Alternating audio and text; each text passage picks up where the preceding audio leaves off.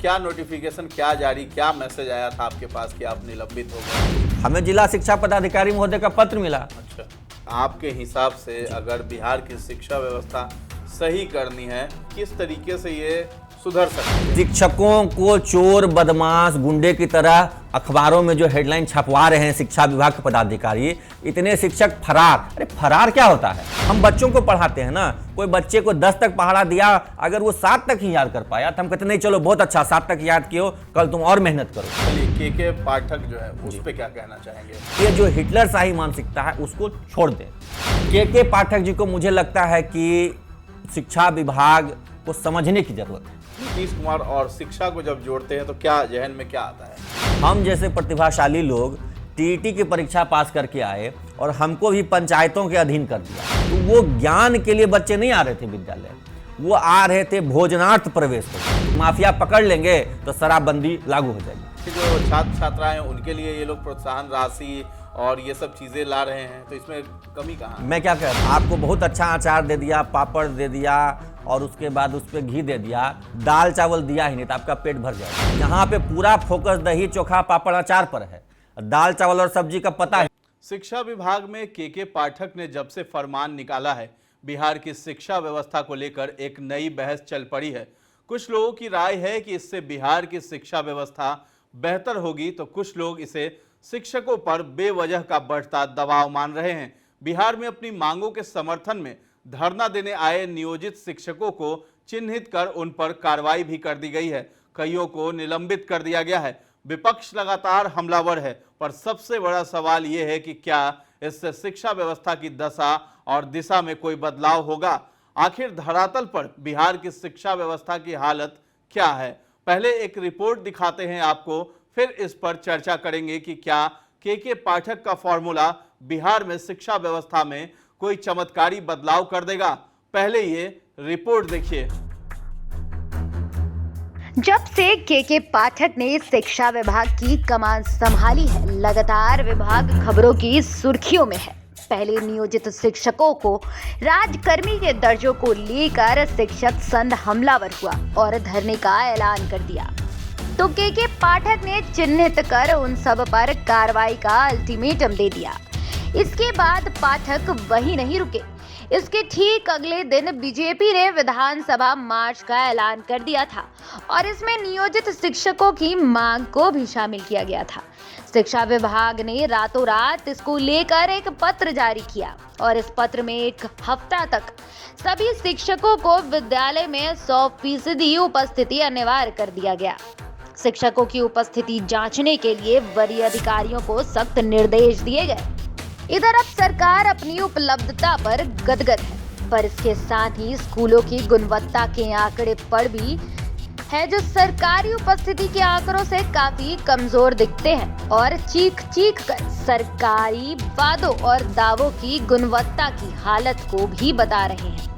शासन प्रणाली की हालत की बात करें तो शिक्षा मंत्रालय द्वारा देश भर के स्कूलों की व्यवस्था पर जारी परफॉर्मेंस ग्रेडिंग इंडेक्स के अनुसार देश भर के परफॉर्मेंस रिपोर्ट में बिहार 39.11 पर दिखता है और इसे प्रचेष्टा 3 ग्रेड में रखा गया है, यानी यहाँ हालत काफी बेहतर नहीं है। ये रिपोर्ट आगे इंफ्रास्ट्रक्चर और फैसिलिटी का भी जिक्र करती है। आज बिहार में शिक्षा के सामने सबसे बड़ी चुनौती के रूप में कुछ समस्याएं हैं। इनमें नामांकन का कम दर होना, शिक्षा तक आसमान पहुंच और बुनियादी ढांचे की खराब गुणवत्ता और प्रासंगिकता की कमी है। पर इसके साथ ही बिहार के उच्च शिक्षा की विशेषता पर नियमित रूप से 2 प्रमुख समस्याएं बहुत बड़ी चुनौती बनकर सामने आ रही हैं। इनमें पेपर लीक और नकल की बहुत बड़ी समस्या है। यदि पिछले कुछ वर्षों का अवलोकन करें तो बिहार में सबसे ज्यादा पेपर लीक के मामले सामने आए हैं। एक और बड़ी चिंता बिहार में शिक्षा के लिए सरकारी धन की कमी है। एक महत्वपूर्ण क्षेत्र होने के बावजूद सरकार राज्य में शिक्षा प्रणाली में सुधार के लिए शायद ही पर्याप्त बजट आवंटित करती है। निवेश की इस कमी के कारण कई स्कूलों में शिक्षकों की भारी कमी हो गई है। इसके साथ ही बिहार में शिक्षा व्यवस्था को चला रही भ्रष्टाचार कॉलेजों की कमी और राजनीति भी इसकी जिम्मेदार है। छात्र शिक्षक अनुपात में भारी कमी, योजनाओं की सही मॉनिटरिंग नहीं, मध्याह्न भोजन योजना में भ्रष्टाचार, गुणवत्ता से अधिक मात्रा पर अधिक ध्यान देना, बिना भवन के स्कूल, शिक्षक नियुक्ति में अत्यधिक विलंब, शिक्षक नियुक्ति में भेदभाव होना, अप्रशिक्षित शिक्षकों की नियुक्ति, SCIRT का अध्ययन नहीं होना, शिक्षकों में संस्कारों का अभाव, समाज में शिक्षा के प्रति जागरूकता का अभाव, मदरसों, मक्तबों, आश्रमों, कोचिंगों, संस्थानों पर अत्यधिक निर्भरता, राज्य सरकार की उदासीनता और राज्य सरकार द्वारा प्रभावी शिक्षा नीतियों का अभाव, ये सभी बिहार की शिक्षा व्यवस्था की बदहाल स्थिति के लिए जिम्मेवार है। तो आपने देखा इस रिपोर्ट में किस तरीके से जो है बिहार की शिक्षा व्यवस्था बहुत ही ध्वस्त हो चुकी है और के पाठक एक अपर मुख्य सचिव बनाकर उन्हें लाया गया ताकि बिहार की शिक्षा व्यवस्था को दुरुस्त किया जा सके। लेकिन इन तमाम चीजों को लेकर के बहुत सारे पक्ष हैं और एक पक्ष जो है सरकार की तरफ से है तो दूसरा पक्ष जो है शिक्षकों की ओर से है, शिक्षक अभ्यर्थियों की ओर से है, नियोजित जो शिक्षक हैं उनकी भी कुछ मांगे हैं, लेकिन उसे प्रमुख तौर पर दिखाया नहीं जा रहा है आज की नेशनल मीडिया में। तो हम यहाँ पे बात करने वाले हैं, हमारे साथ यहाँ टीईटी शिक्षक संघ के प्रदेश अध्यक्ष हैं अमित विक्रम जी हमारे साथ हैं। तो हम लोग इस पे आज जो है चर्चा करेंगे कि क्या बिहार में के पाठक आए हैं उससे क्या कुछ बदलाव होगा, और आप भी जो है के पाठक के शिकार हो चुके हैं, आपको भी यहाँ पे निलंबित कर दिया गया है। तो ये क्या चीजें हो रही है बिहार में, क्या आपका इस पे मानना है? देखिए, के पाठक जी जो है एक कह लीजिए तो हिटलर शाही रवैया है उनका। प्रशासन को चलाने का जो उनका तरीका है वो अपने आप में ऑटोक्रेटिक है। वो कभी भी जो अपने अधीनस्थ कर्मी हैं, चाहे पदाधिकारी हों, चाहे शिक्षक हों या अन्य कर्मी हों, उनसे फीडबैक नहीं लेते हैं कि अगर व्यवस्था में सुधार करना है तो हमारा भी एक पक्ष सुनना चाहिए उनको कि क्या समस्या है और उसमें सुधार कैसे हो। उन्होंने एक अभी फरमान जारी कर दिया कि विद्यालय में अगर 75% उपस्थिति नहीं होगी शिक्षकों का वेतन कटेगा, स्थगित कर दिया जाएगा। जबकि उनको सुनना और समझना चाहिए इस बात को कि धरातल पर समस्या क्या है। हमारे विद्यालय में अधिकांश बच्चे बहुत ही गरीब तबके के आते हैं और ग्रामीण क्षेत्र में जो बच्चे हैं उनके माता पिता, मैं कहता हूं कि उनका अपना भी खेत नहीं होता है, पट्टे पे लेकर के, बटाई पे लेकर वो खेती करते हैं। और इस समय जो अभी रोपनी का सीजन है, सबको पता है बिहार में धान रोपनी का भी समय है, तो बच्चे वो चले जाते हैं अपने माता पिता के साथ उनको खाना पहुंचाने, रोपनी करने, किसी तरह की छोटी मोटी सहायता करने के लिए। तो स्वभावतः है ग्राउंड लेवल पे जब स्टडी किया जाएगा तो आप पाएंगे कि इस सीजन में बच्चों की उपस्थिति कम हो जाती है। और आप इसे कितना भी हिटलर शाही फरमान जारी कर दें, वो बच्चे इस समय विद्यालय में उस अनुपात में उपस्थित नहीं होंगे जो बाकी समय में होते हैं। और ऐसे समय में एक फरमान जारी कर दिया गया कि 75% उपस्थिति नहीं होगी तो वेतन काटेंगे। तो ये देखिए कितना डिस्पैरिटी है कि पाठक जी को ग्राउंड लेवल की जानकारी नहीं है। उन्होंने जो टोला सेवक थे, तालीमी मरकज थे, उनके लिए कह दिया कि 90% बच्चे नहीं आएंगे तो वेतन काट लेंगे 25%। तो जो अनुसूचित जाति जनजाति कल्याण मंत्री थे उन्होंने तो उन पर आरोप लगा दिया, रत्नेश सदा जी ने, कि सामंतवादी हैं, हिटलर शाही हैं। मैं नहीं बोल रहा हूँ, ये सत्ताधारी दल के जो मंत्री हैं, रत्नेश सदा जदयू के मंत्री हैं, वो कह रहे हैं। तो इससे साफ समझ में आता है कि जो ग्राउंड रियलिटीज हैं उनका पाठक जी को पता नहीं। वो एक सेट फ्रेम ऑफ माइंड के साथ आए हैं, वो एक परसेप्शन के साथ आए हैं। फैक्चुअल डेटा और स्टडीज रिपोर्ट्स का उन्हें कोई जानकारी नहीं है। अभी जिस रिपोर्ट की हम लोग बात कर रहे हैं उस रिपोर्ट में जो तथ्य सामने आए हैं, मुझे नहीं लगता है कि उससे पाठक जी अवगत हैं। क्योंकि जो अगर वो अवगत होते तो उन रिपोर्ट्स में, चाहे अभी जो रिपोर्ट आपने दिखाया वो है असर का है, यूडाइस का है, पीएबी का रिपोर्ट, इतने सारे रिपोर्ट एजुकेशन पे आते हैं। उन सारे रिपोर्ट में आप देखेंगे कि बिहार की शिक्षा व्यवस्था की सबसे बड़ी कमजोरी इंफ्रास्ट्रक्चर है, ना कि क्वालिटी। क्वालिटी के मामले में हम देश के 24 राज्यों से बेहतर हैं, जिसमें केरल, कर्नाटक, दिल्ली और गुजरात जैसे राज्य हैं, जिनका गुजरात मॉडल बहुत हाइप किया हुआ था, दिल्ली का शिक्षा का मॉडल बहुत हाइप किया हुआ है, केरल के बारे में लिटरेसी रेट कहते हैं 100% है वहां पर, कर्नाटक में इतना मेडिकल इंजीनियरिंग कॉलेजेस है। लेकिन उन सब का स्कूल एजुकेशन का जो लर्निंग आउटकम है उससे बेहतर बिहार का है। और ये लर्निंग आउटकम बेहतर कैसे हो सकता है? बच्चों की सीखने की क्षमता बेहतर, इसका मतलब ये तो जरूर है कि शिक्षक उसको बेहतर से सिखा रहे हैं, पढ़ा रहे हैं, तभी तो उनके सीखने की क्षमता बेहतर है। कुल मिलाकर आप ये कहना चाहते हैं कि कड़क रवैये से जो है बिहार की शिक्षा व्यवस्था दुरुस्त नहीं होने वाली है। जहाँ तक आंकड़ों की बात करें तो उसमें जो है लर्निंग आउटकम जैसा बात आप कर रहे हैं, तो मिनिस्ट्री ऑफ एजुकेशन जो है भारत सरकार की, वहाँ से जो है जारी किया गया पीजीआई जो है वो रिपोर्ट में साफ दिखाया गया कि जो है बिहार कई राज्यों से अव्वल है लर्निंग आउटकम में, लेकिन पिछड़ता कहाँ है? इंफ्रास्ट्रक्चर में, फैसिलिटीज़ में, इन सभी चीज़ों में पिछड़ रहा है। तो क्या जो ये के पाठक जो ये रवैया अपना रहे हैं, एक आईएएस ऑफिसर के होने के नाते इस तरह का रवैया, क्योंकि आईएएस ऑफिसर वही बनता है, हम लोग भी जानते हैं कि यूपीएससी की पढ़ाई होती है, बहुत मेहनत बहुत लगता है उसमें, उसको पास करने में, निकालने में, क्रैक करने में बहुत बड़ी बात होती है। और आईएएस जो है वो आम जनता की बातों को बहुत अच्छे से टैकल करते हैं, लेकिन ये बहुत ही कड़क ऑफिसर है, कड़क मिजाज के लगते हैं। देखिए, कड़क मिजाज होना, एक बहुत ही हिटलर शाही की छवि रखना अलग बात है, और शिक्षाविद होना, शिक्षा व्यवस्था को समझना एक अलग बात है। एक आईएएस या आईपीएस अच्छा शिक्षक हो ये कोई जरूरी नहीं।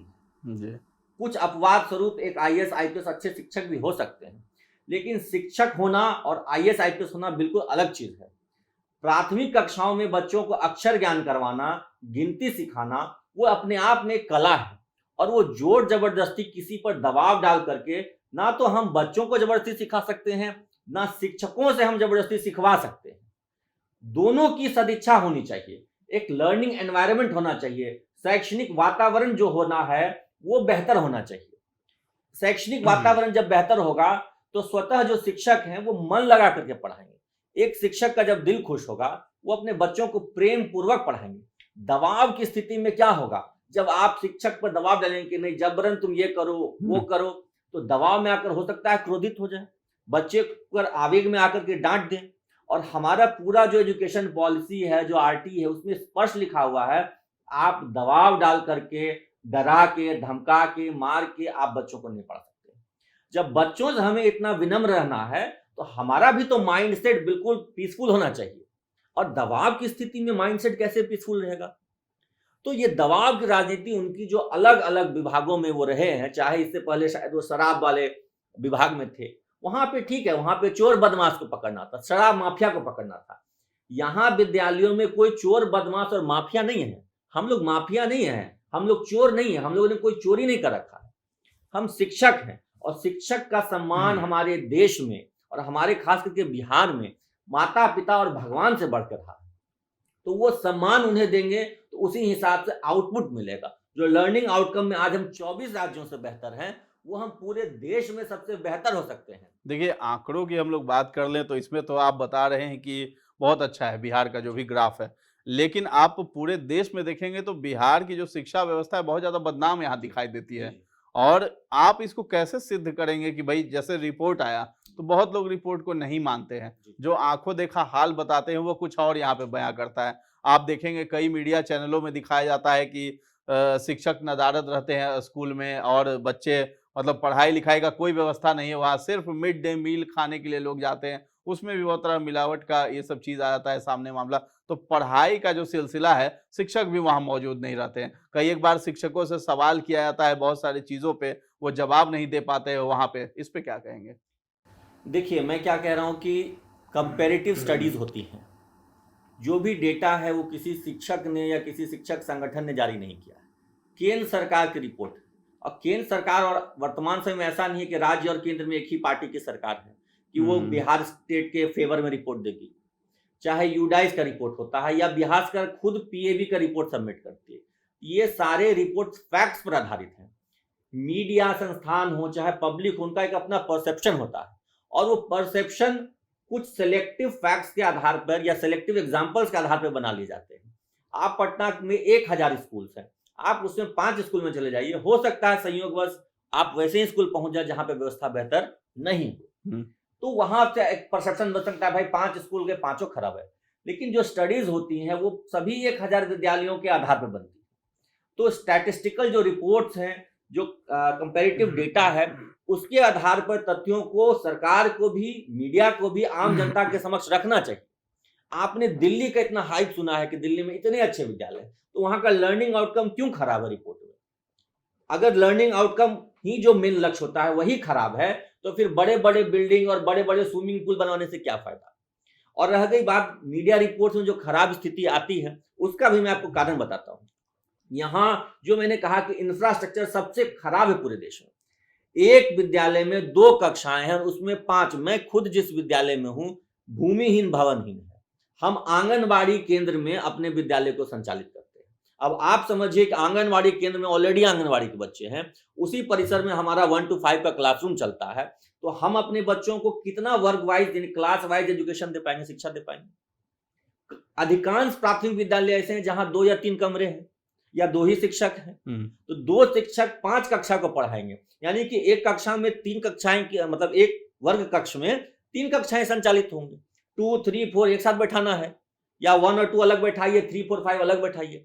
तो कोई भी टीचर, मैं पूरी दुनिया से कहना चाहता हूं कि कौन सा ऐसा स्कूल है जहां एक साथ 3 क्लास के बच्चे बैठ के पढ़ते हैं?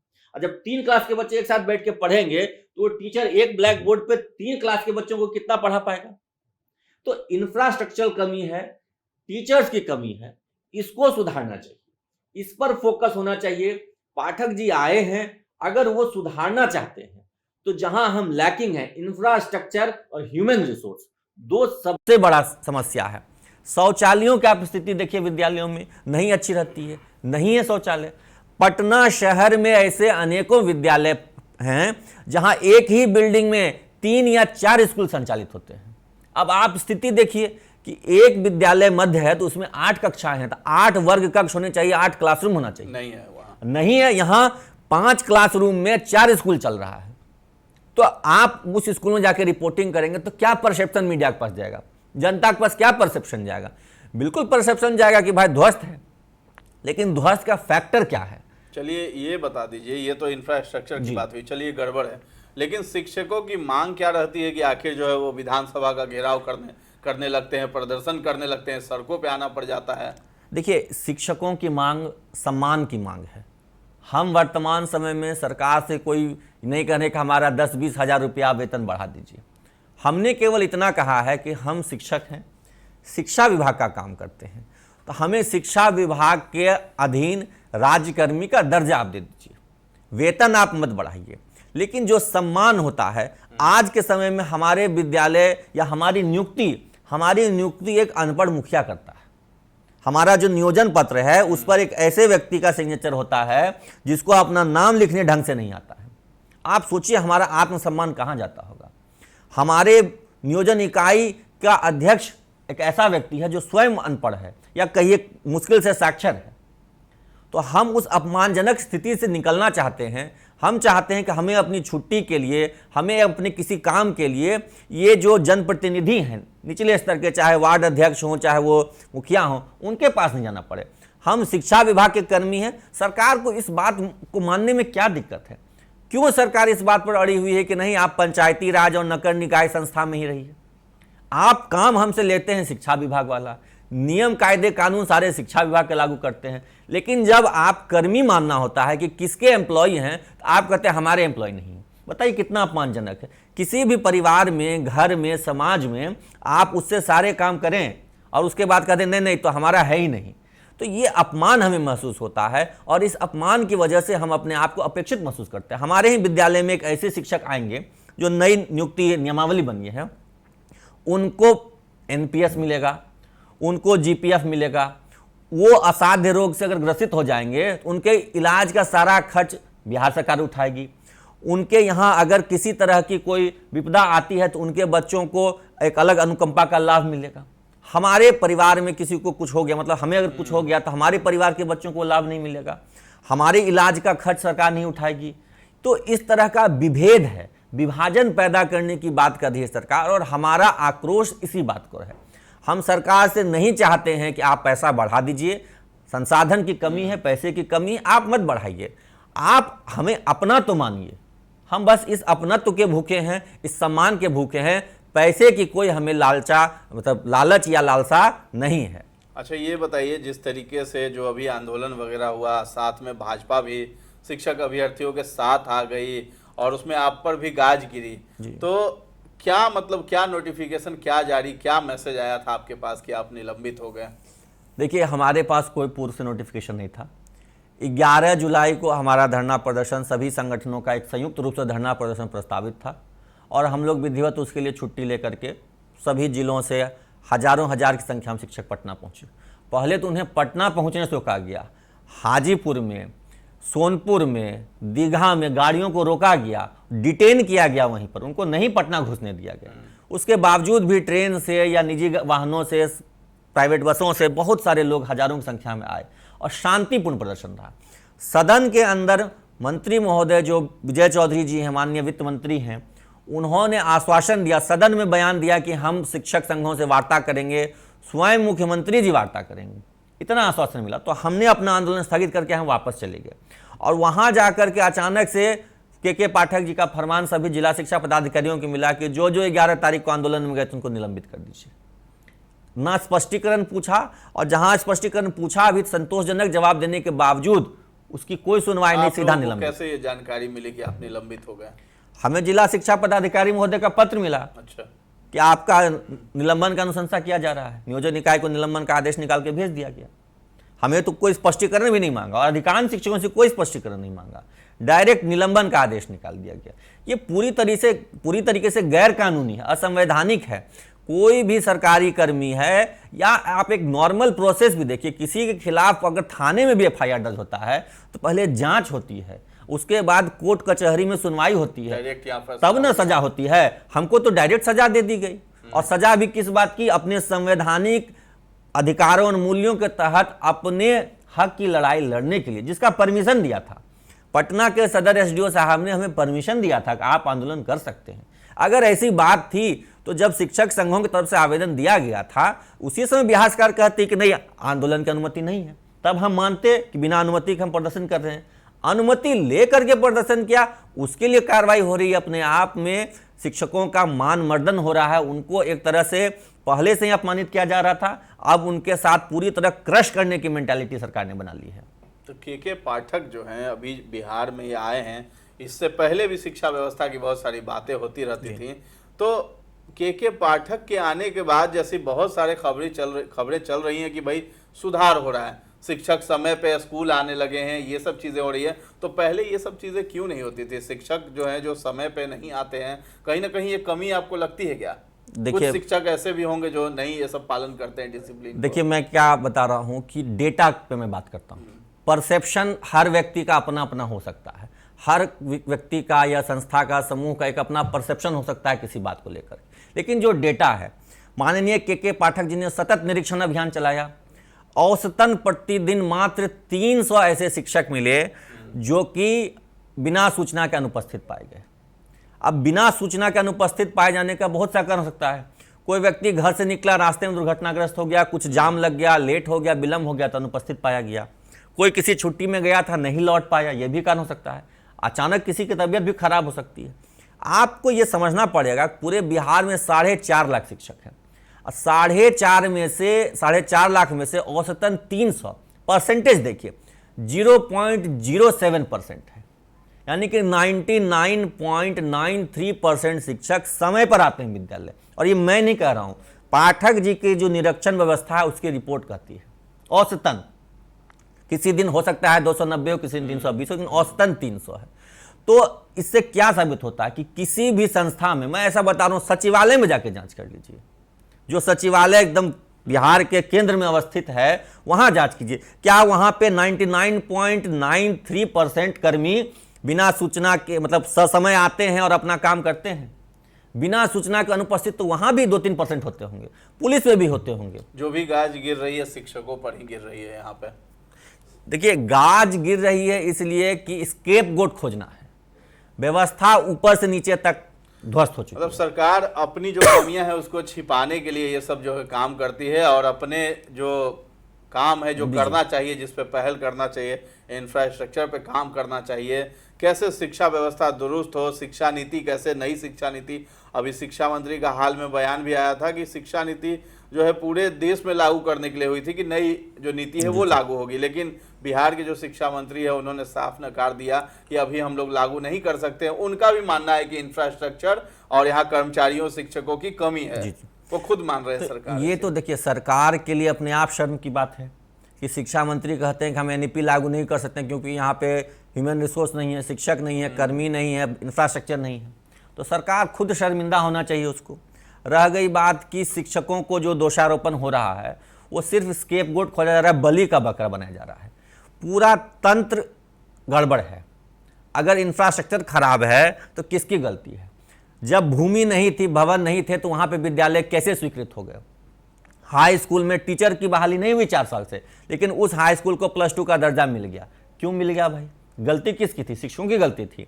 रिजल्ट खराब होगा तो आप कहेंगे कि शिक्षक दोषी हैं, लेकिन रिजल्ट अच्छा होगा तो आप कभी नहीं कहेंगे कि शिक्षकों का बड़प्पन है ये। आप कहेंगे नहीं, बिहार बोर्ड ने बहुत अच्छा काम किया है। भाई उन बच्चों के जिनके रिजल्ट 96-97% आ रहे हैं, उनको +2 की पढ़ाई हम प्राइमरी शिक्षक करा रहे हैं, उसके बावजूद 90+ उनका रिजल्ट हो रहा है। आप एक भी स्टेटमेंट खोज के देख लीजिए बिहार सरकार का, शिक्षा मंत्री का, बोर्ड के अध्यक्ष का या के पाठक जी का, जिन्होंने कहा हो कि बिहार बोर्ड का अच्छा रिजल्ट शिक्षकों की वजह से है।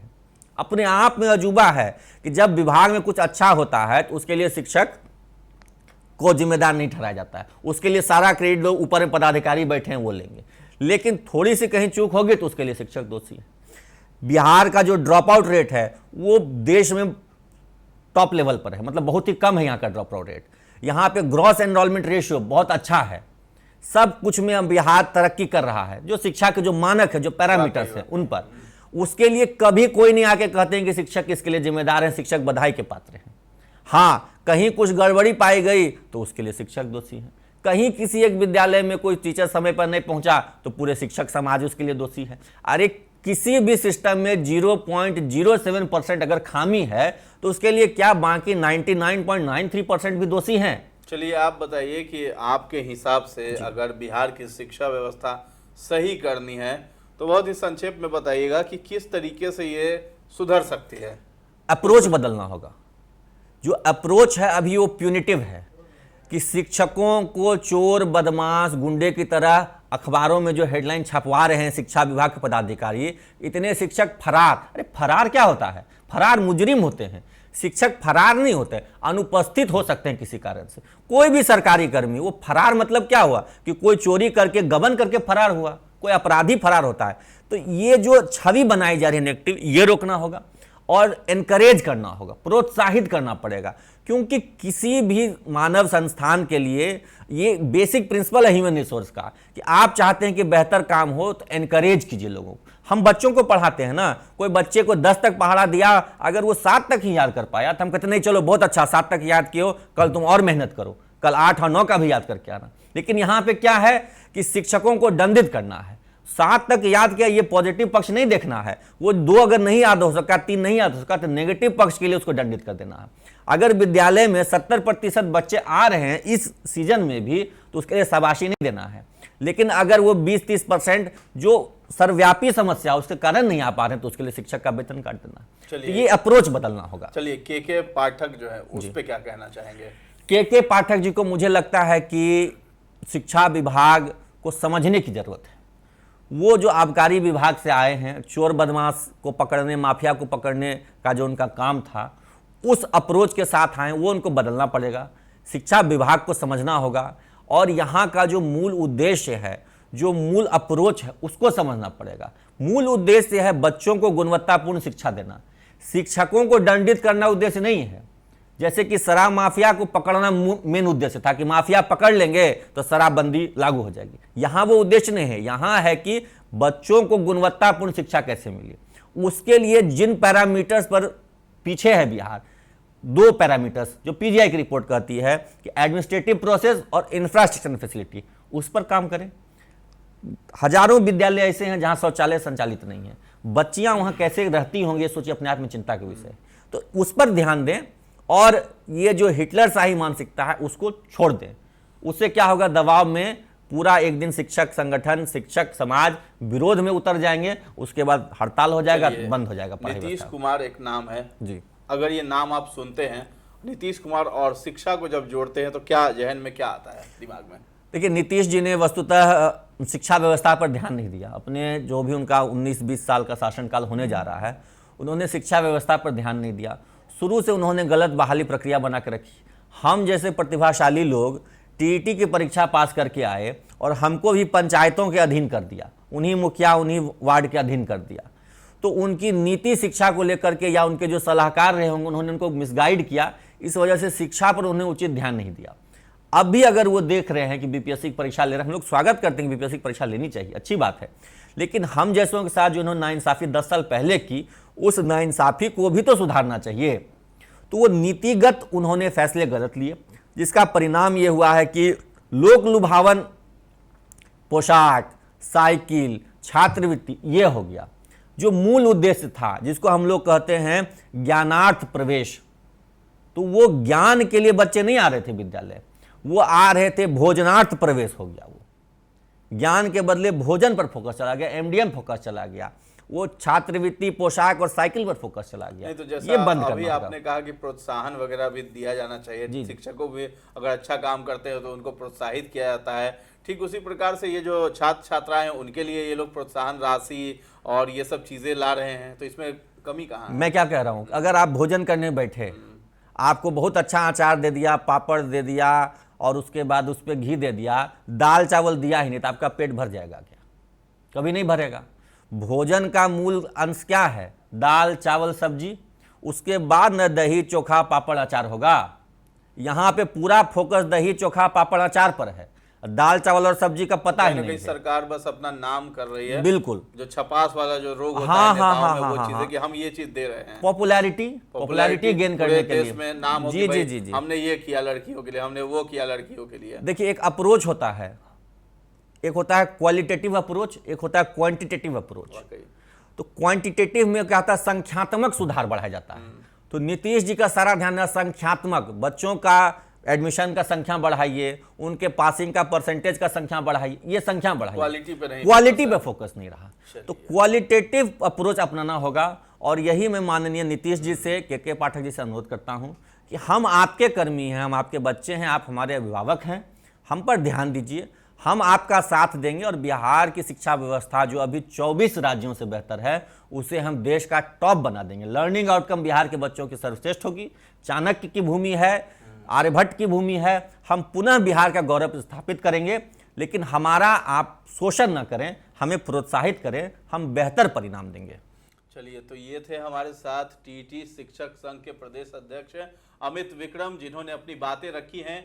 और बिहार सरकार यानी नीतीश कुमार जो है, इसके मुखिया हैं बिहार के, उन पर ये बहुत बड़ा सवाल है कि जो शिक्षा व्यवस्था है उसको कैसे दुरुस्त किया जाए, इंफ्रास्ट्रक्चर को कैसे सही किया जाए बिहार में। मात्र एक आईएएस ऑफिसर के यहाँ पद स्थापित कर देने से, उनको एक बड़े पद पर रख देने से कुछ भी हासिल नहीं होने वाला है। क्वालिटी में सुधार करने की जरूरत है, तब जाकर के बिहार का कुछ ग्रोथ होगा और बिहार की एक अच्छी छवि बनेगी। और नेताओं को जो छपास रोग यहाँ पे लगा रहता है कि हम ये काम कर रहे हैं, वो काम कर रहे हैं, अपनी बड़ाई खुद करते हैं, उन सभी चीजों को रोक करके काम पे फोकस करना होगा, तभी जाकर के बिहार की शिक्षा व्यवस्था दुरुस्त होगी।